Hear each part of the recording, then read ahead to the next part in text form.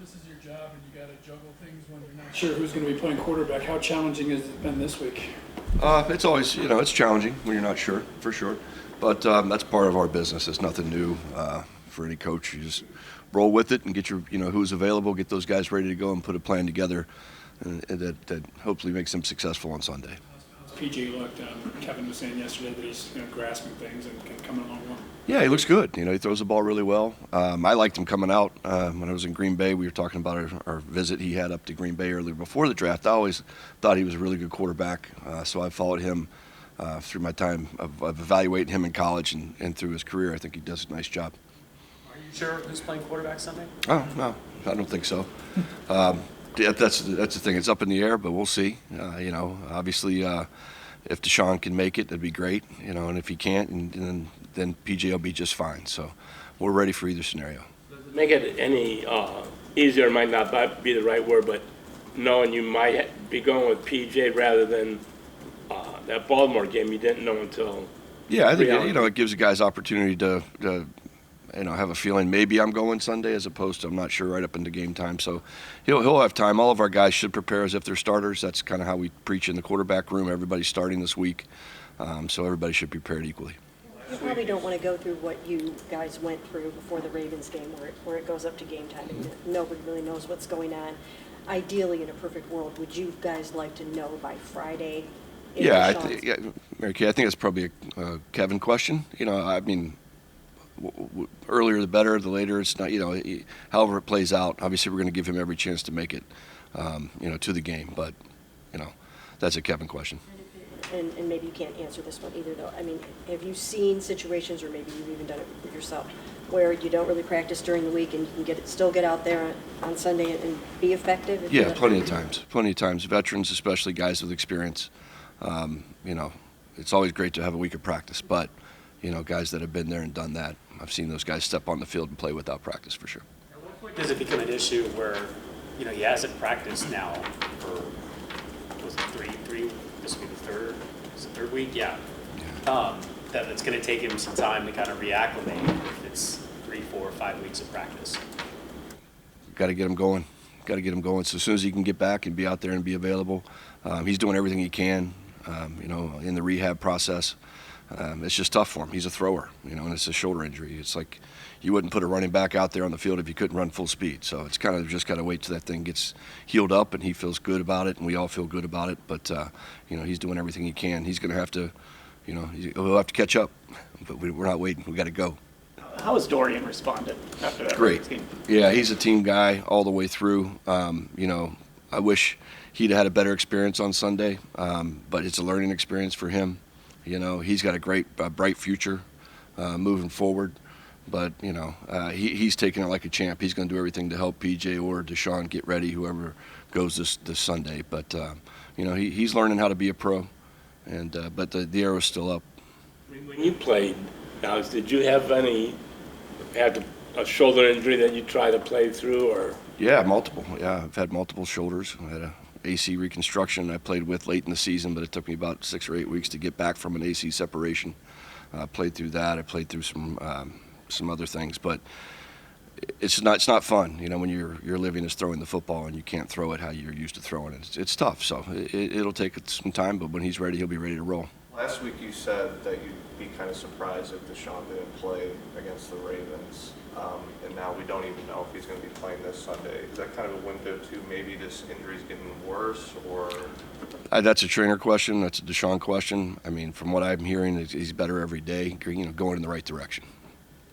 Yeah, obviously Deshaun has a run threat, DTR has a run threat. Does PJ have the same ability, that skill set? Yeah, sure, absolutely. That's probably why he's here. He feels some of that skill set as well. So. When you talked about watching him when he was in college and stuff, what stood out to you back then when you first were evaluating? Yeah, he's a good thrower, a natural thrower. I think his mechanics are really good. His feet are really good. He listens to his feet. He's in rhythm and throws with rhythm in the pass game. A lot of things that I look for in quarterbacks, and he was a guy that really stood out. I'm like, okay, this guy has a lot of the things that I like. It looks like there's a chance that Joel Bitonio might not be able to play this game. Obviously 102 straight games, hasn't missed a snap. What impact would it have on you if you don't have Joel out there? Yeah, I mean, we're going to next man up mentality, as you know. If he doesn't make it, then we'll fill his spot. Anytime you miss a Pro Bowl player, obviously it's a big hole to fill, but we'll do a good job getting the guys ready if he's not available. I know you guys spent a lot of the offseason trying to get explosive plays into the pass game. Like that's an area you thought you struggled with last year. Right. And it hasn't been great so far. How do you go about fixing it? Yeah, I mean, you just got to keep your nose to the grindstone on that, and just keep coming up with scheme and to push the ball down the field, finding ways to get guys open, and finding explosives out there. This defense is tough. They don't give up a lot of explosives, so they make you earn your way down the field. So we'll see how it goes this weekend. But we're always looking for explosives. We have them up every week. A lot of it's just it's the luck of the call too. You're calling a play that's built for this coverage, hoping to get it that they've played, and then they show a different coverage, and you're checking the ball down. So a lot of those decisions are made by how the defense plays as well. But they're definitely on the call sheet each week. Like I said, part of it can be scheming open, and part of it's just kind of throwing to the guy, right? So you want to go beat your guy. Absolutely. Is there a balance there between scheming and that? It definitely is a balance. We'll give our guys opportunities to go make plays when they're in one-on-one matchups. Some time during the bye trying to figure out how to maybe get Tillman and Goodwin more involved. It feels like they've kind of been underutilized. Yeah, I think that especially with Sed as a rookie, kind of finding his way through. Definitely talked about it, in the bye week of maybe spreading some reps around some other guys. Yeah, it's a defense that forces a lot of turnovers and ball security was a big topic of conversation during the bye week, and I guess you're going into a game not knowing who your quarterback is and facing such a formidable defense. Just what do you do this week to emphasize ball security, because it just feels like that's just going to be so critical for you guys on Sunday? Absolutely, that's the number one objective of this game, is to come out with 0 giveaways. And it's been talked about already this week. It'll be talked about all the way up until game time. So we'll give ourselves a chance to win when we don't turn the ball over, period. And it's a good defense, sure. But, regardless of who's playing, we can hold on to the ball and we can make good decisions from the quarterback position. Kevin said that one of the goals is to get more from the run offense. So it's easy to say that's what you want to do, but how do you do it? We have good coaches. Obviously, our scheme, we got to scheme them. Our guys got to play well. We got to block them. We got to run. There's not real magic to it. We've had some good looks. There should be more there in the run game. We expect to be better in the run game than we have been the last few weeks. And I think, our history here is we can run the football. So just getting back on track there with the run game. Obviously, losing Nick is a big part of that. A lot of yards after contact, broke a lot of tackles, did a lot of things. Superhuman that Nick is. So finding a way to get those replacement yards, and we just got to be more diligent in the run game and work a little harder.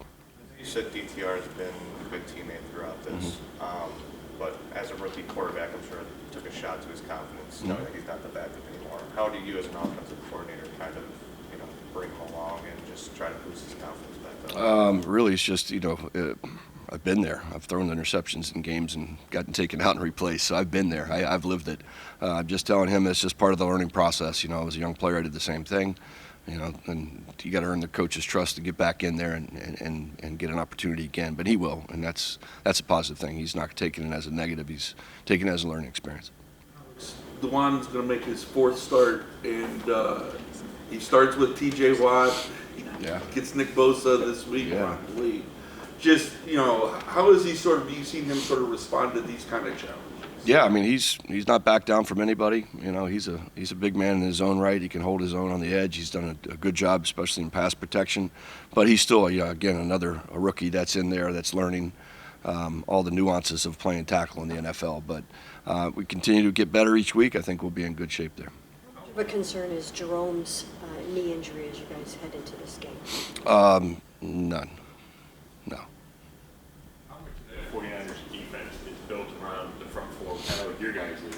And what kind of challenge is that for an offensive line that has had its ups and downs? Yeah, that's a really good group. There's no doubt about it. Probably one of the top front sevens in the NFL, if not the. They're big, they're strong, they're long. The front four is awesome. Fred Warner is, in my opinion, one of the top 2 linebackers in the league, playing at an extremely high level. So huge challenge for us. We talked about challenges early in the week, this being one of them, but it's also an opportunity. You know, we get to go out and play these guys and give it our best effort. But that's a good defense. We know we have a challenge ahead of us again, but I'm just encouraged these guys look at the opportunity. We got some chances. We're going to have chances to make some plays. We got to make them. Deshaun Watson's shoulder injury presents, but how much of it has been maybe a learning experience for you guys too, with the way that injury doesn't have a set timetable, it's just kind of waiting around? How much has that helped you guys kind of figure out game planning around that? Yeah, I think it helps a little bit, but I mean that's the nature of all injuries. You know, in the NFL, it may be a week, it could be linger to 3, could, you know, for everybody, not just Deshaun. So just being able to be flexible and again putting your guys, whoever's available, in the best positions to win is what we're focused on. Alex, how helpful is how Amari Cooper communicates with the quarterbacks, especially with PJ, as he's gone through taking reps this week, but like just kind of their communication style this week? Yeah, I mean, it has to be great. You know, they have to be on the same page. You know, how are we going to attack certain coverages, certain corners, things like that, and that's always a conversation that goes right up through the game. You know, and doesn't end until after the game on Sunday. But very good. Amari's really good at his communication, brings clean, good communication when he says something. You know, it is what it is. So just keeping that line of communication open all the way through the game. How did you guys land on Harrison Bryant as your designated sneaker? We drew straws. I don't know. You know, he's done some emergency stuff on Saturdays for us and thought that he gave us an opportunity to get a bigger body in there that could push the pile and take the snap. Speak on the toughness that there is such on Deshaun Watson, because we're told that he's cleared medically to play, yet he's not playing. So it seems like he's on the surface that question. That I would never, ever doubt his toughness. Never. I would never doubt his toughness. I've seen him play. I've seen him do some amazing things, fight through things. That is not the issue at all whatsoever. You know. Again, if I'm a running back and I can't run full speed, I don't know if I'm going to be able to make it. I might be cleared medically, but I can't operate, you know, with my strength, which is my legs as a runner. So same as a thrower for him. I would never, ever doubt his toughness. He's tough as nails.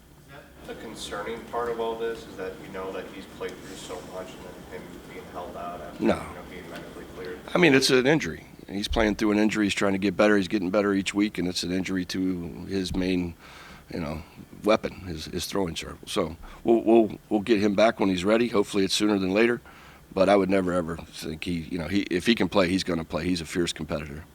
There's a lot of conversation about the Eagles' brotherly shove there, where they just kind of all pile behind the quarterback and they shove him forward.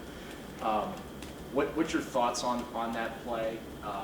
Is it safe, and is that something that you have looked at that you think might work here too? Yeah, no, we've discussed it, and I think analytics would tell you it's not that much more successful than a regular sneak. You know, it's new, obviously, but as more data comes back on it, I'm not sure where the injuries lie on those types of sneaks, but I think we've been pretty effective here just sneaking it normally. All righty, thanks, guys. What did your group focus on during the bye? We looked at everything. We looked at every phase in pretty good detail. I mean, we have only had 4 games, but really just focusing on fundamentals in every single phase, really, and just knowing that we can play a lot better. We're leaving too many yards out there, especially in the return game. So that's going to be a big emphasis for us moving forward. How much time does a special teams coach spend during the week checking the forecast? Not too much. It can vary here a lot, you know, with the weather. So you don't really know until the day of the game. And in Cleveland, I think that you're going to get a variety of weather patterns, even during a game. So we're prepared for everything. We practice outside. We've been in all the elements. What stands out to you about that 49ers special teams unit? Can you repeat that? What stands out to you about the 49ers special teams unit? They play hard. They have, I would say they're pretty basic in their schemes, and they execute well. They have a really good player in George Odom, who I coached in Indianapolis, was an all-pro for me. Very, very instinctive player that finds his way to the ball, tough, competitive, one of my favorite guys I've coached. So he's going to be a guy that we're going to have to stop. What's your philosophy on onside kicks? Can they still be executed this day and age? They can still be executed. It's definitely harder to get the ball, especially with no run up to the line of scrimmage. Everyone's got to be static. There can't be any, motions or shifts or anything like that.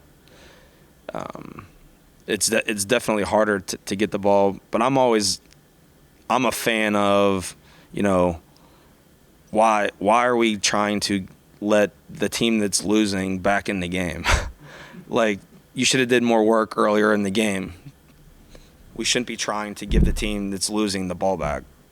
As far as like the rules go, like, do more work early in the game. That way you're not in that situation. Have you tried any in your career as a coordinator? Tried any onside kicks? Yeah. Oh yeah. Yeah, we try. We've hit a few in Indy. We practice them a lot. So, there's a variety of kicks you can use. There's not a ton of, I would say, there's really two different types of looks you can get as far as a return team in that, because you can only have so many players in the box. But yeah, we're prepared for those situations on the recovery end, and if we had to kick one. So if you don't like the idea of letting the other team back in the game, did you like the rule change that makes it more difficult to recover an onside kick, or what's your philosophy? The rule change makes it supposed to make it a little bit easier to recover because there's less players in the box. So you have to have that other guy out of the setup zone outside of the 40-yard line. He can't enter the setup zone until the ball's contacted. So they're trying to have more recoveries there. What I'm saying is, we shouldn't be trying to find ways to get the team that's losing the ball back. That's my opinion. Last resort, still the useful play. Yeah, I think the play as it is great. I don't think we should be even thinking about going to like 4th and 15. Like, that's dumb to me. It really is. Like, why are we trying to give the team that's losing the ball back? So. When you talk about needing to get leaving too many yards out there in the return game, are you talking both punt and kickoff? No, I think specifically the punt return unit. Yeah, just decision making. We haven't maximized our yardage there. We really haven't. I think, being more aggressive to get downhill, decisions to field the ball, things like that.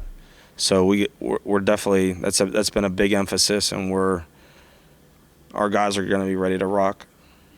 I think last time we talked, you said you still thought DJ was the right guy. Yeah, and I think that he can still, be the guy. But he understands, and we understand that we need to be better. We need to set up on the ball better. We need to attack coverage better. We need to understand what the scheme's calling for. So, and understand their personnel and where we're trying to attack. So I think we have a better understanding of what we want to get accomplished in this, the next 3 quarters of the season. Have you looked at anyone else for that job? Elijah has done it. We have some guys on the practice squad that have done it. So, we're always, the personnel department does a great job being able to give us players to work with. And you always have those lists out there for guys that, you have an eye on. So Donovan's done a good job setting up, on the ball and catching it when he does catch it. So he's got to do a better job of getting downhill.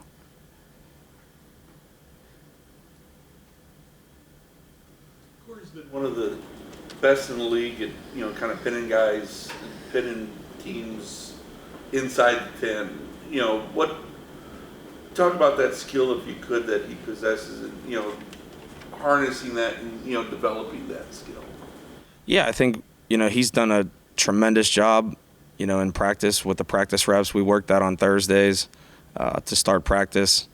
So our gunners get out there and, give him the best shot to get it down inside the 10.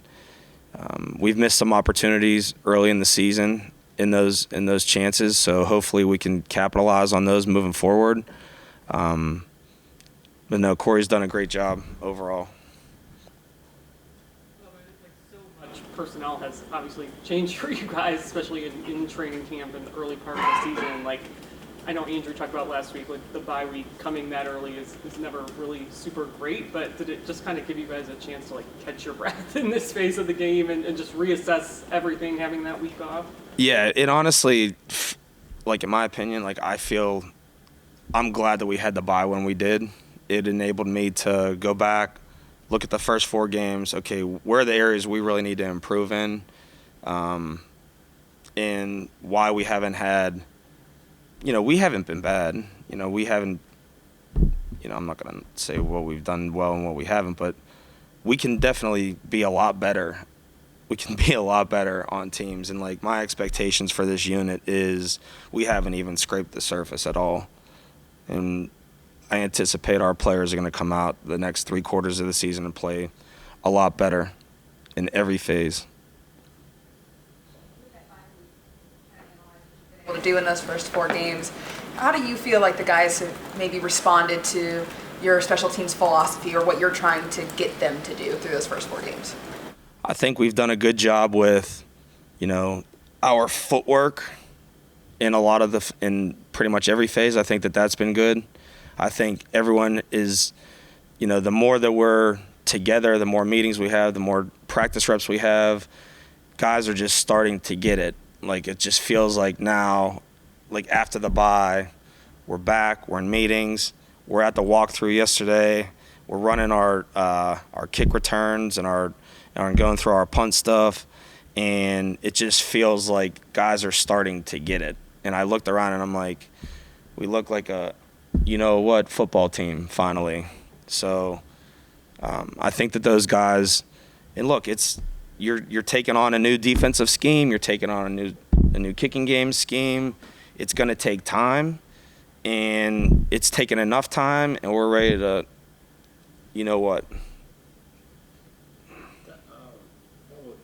Dustin Hopkins, before he got here, he was hit only 50% of his kicks beyond 50. He's 3 for 3 now. But has something happened to make him more accurate there, or have you helped him do something? Or? No, I think I talked about it a handful of times already with you guys. Just he's done a good job. He, Corey, and Charlie have gotten on the same page fast. The operation has been really good. So that always helps. That always helps the kicker whenever the operation can be smooth. And he's done to his credit, he's done a really good job of finishing on the ball, getting through the kick, and he's got plenty of leg strength to hit it from any distance. The accuracy, 3 for 3, hopefully ends up being 10 for 10. Hopefully we don't need to hit 50-yard kicks. But when we have the opportunity to do so, he's going to hit them. Sure. You were on Mancini's team when you went to New Orleans and won that game with all those special Yeah. things. Yeah. Do you have a bag of tricks like that? Look, we all have bags of tricks. It's when you're going to use them, Yeah, in that game, geez, I remember we ran. Reggie Hodges had the sneak up the middle for like, was it 75? Yeah, I remember I was playing wing, and I had to, and I'm blocking my guy outside, and then I'm running down the field and looking at the play later, like years later, I blocked Jimmy Graham, who was playing on special teams that year. Then we threw, what else did we run in that game? Cribbs had the throwback to Eric Wright. And then David Bowens had like 2 defensive touchdowns in the game. And we won by like 3 or something like that. Yep. Yeah. Much from him? From Brad? Yeah, Brad. Brad is, I learned, everything I know in the kicking game from Brad and Bill, so those guys, Brad is a huge influence and a huge mentor for me. He brought, and I played for Brad in New England, played for him here, played for him in San Francisco for 2 years. Brad, he's a senior assistant in Philly. He got hired there mid-season, I think, last year. You finished out there, right? In San Francisco? That's my last 2 years in San Francisco, yes. What's it like as a coach then going against your team? I know you got to kind of process all that out. And Yeah, there's going against your old team. There's not a lot of of the same type of people there, so it's different. You know, it doesn't feel like the same to me, I guess you would say. Whereas like when I coached against New England, it was different because it's all the same people. But yeah, I'm excited for an opportunity to go against a really good unit. You know, they got a good young kicker. The specialists are talented. They got a really good returner in McLeod, so we're gonna have to do a good job in coverage versus this team. But emphasis on playing clean, making good decisions, playing aggressive. You know, I think we have a tough unit. I think we're tough mentally. I think we're physically tough, and I just want to be able to show that in the next 3 quarters of the season.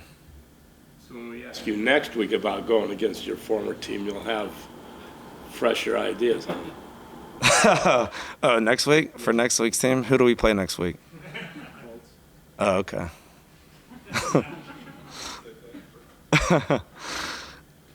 All right, thanks. Yep.